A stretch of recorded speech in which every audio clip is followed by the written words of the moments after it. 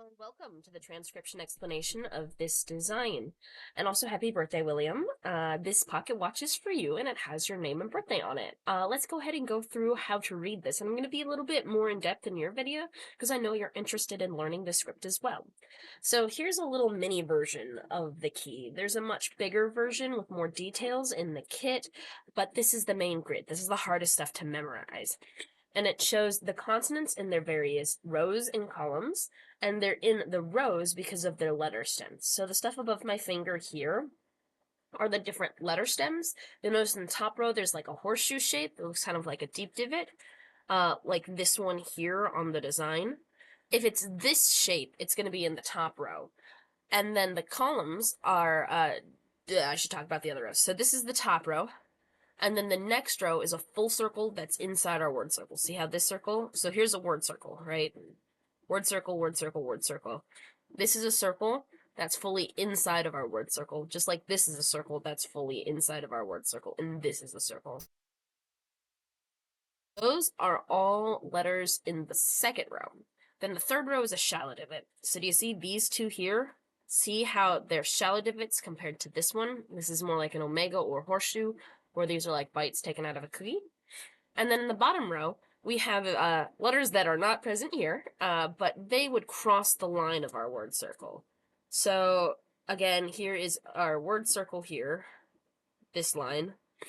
And if our letter crosses the word circle to the bottom row, so this is in the first row, this is in the bottom row. And crossing a line modifier, like one of these straight lines, doesn't matter. What matters is if it crosses the word circle. So this would be bottom row, and then first row, second row, sorry. Second row is the full circle. Anyway, now let's talk about modifiers. There are two kinds of modifiers. There are dot modifiers, like these, and then there are line modifiers, like these. And the line modifiers count where they end on a letter stem. So let's go ahead and look at this letter here. This has two lines ending on it, and the lines can swirl, they can curve, they can be straight lines, doesn't matter. What matters is where they end on the letter stem. They can even loop back around on the same letter. So this still has two lines ending on it.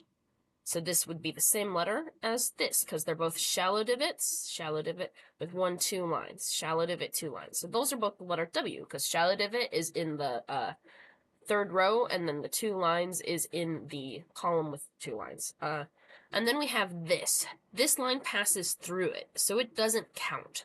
It does count on the vowel. So vowels are these little guys. And there's vowels that are outside of our word circle and vowels that are inside of our word circle, which we don't have any in this design, but if there were a little vowel inside our word circle, that would be an O. So this is the O position. E position is centered on the line of the word circle, and then A position is outside the word circle, and that's if it's on the word circle. If it's on a consonant, E is still centered, O is still internal, like a beat on a string, and then A is outside the word circle still. So this, even though it's inside our word circle, is centered and is therefore an E. That's what all the little circles on all the stems are showing. It's where the vowels would be on the different stems. So if this one had an E in it, it'd be here. If it had an O on it, it'd be somewhere on the line. If it had an A on it, it would be in line with it out here. So yeah, let's go ahead and read it now that I've rambled on quite a bit. So this is a shallow divot with two lines making it a W. This is a vowel with a line radiating inwards. Both of these are actually lines radiating inwards because outwards would actually be out like this. So vowels are both I's. So W, then the I. Here we have a double letter. Because there's a double circle, that means it's a double letter, and the letter has 1, 2, 3 dots on it, making it a double L. And here's the other I, and then continuing around, our next letter is this A outside the word circle, and then continuing around, here's the M with 1, 2, 3 lines on a full circle. So that's William. And then we have this shallow divot with 2 lines. That's another W. This third line passes through, so it doesn't count. And then an A, then 1, 2, 3 dots on this double letter. It's a double shallow divot instead of a double full circle, so that's a double R. And this E is still in the mouth of that word circle, so it is an E. And then we have this N. It's a full circle with 1 line ending on it. So that would be Warren. And then our last word, E, on the line of our word circle. This is a shallow divot with one line on it, so that's a V. A outside the word circle, U with a line going outwards, and then 1, 2, 3 dots on this L, just like those double L's. So those are the words and letters and the names.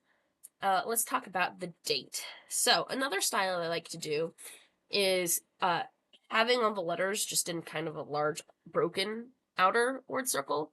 So we still start at the bottom and we still go counterclockwise. And our first letter is this A outside the word circle. Then there's a U with a line going outwards. Then a G with one line. Another U. This S has 3 lines, and that's the T. So that's the August.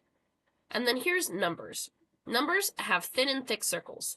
The thick circle is the decimal point. So we have our decimal point in the middle. And then in this ring, we count up all the lines that pass through it and all the circles or dots that are in it.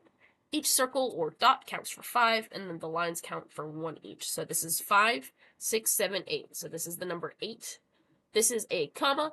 It's a filled-in circle on the line of the sentence circle. And then this is another number. It has 1, 2, 3, 4 digits, because there's 4 rings, 4 white spaces. And then if we look at the outer circle, the outermost ring is going to be the biggest number because it's the biggest ring. And this is the furthest out decimal place. So this is in the thousands column, this is the hundreds column, tens column, and then ones column. So in the thousands column, there are 1, 2 lines. So that's a 2. And then there's a 0, 0 in the 10 and hundreds. And then we have 5, 6, 7, 8, 9. So that would be 2009. And then a period at the end of that. So yeah, that's your name and birthday. I hope you like it. Thanks.